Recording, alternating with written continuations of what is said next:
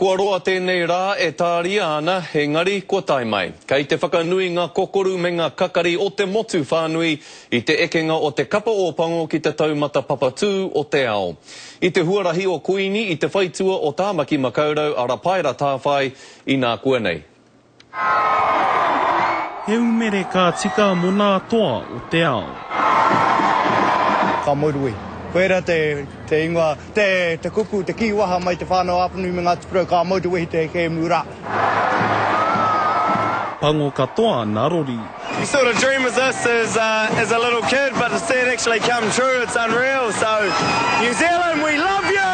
Yes! He whakanui te mahi i te rani nei i te Wikitoria tana o te kapa o pano ki a Wiwi, waru ki te whitu.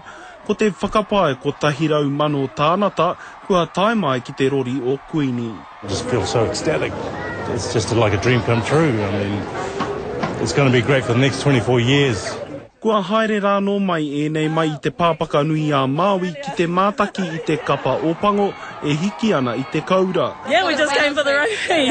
We've been planning it for months. Worth the trip, eh? Yeah, worth the trip. I mean, this is a great occasion, and I'm just glad that everyone in New Zealand can, you know, whether they're here or not, we're all knowing that they're here, cheering us on from home, from wherever they are. So. Kāore e kore he whakanui e kore e mutu mo te wāroa. Rāpara tāwhai te karere. Me te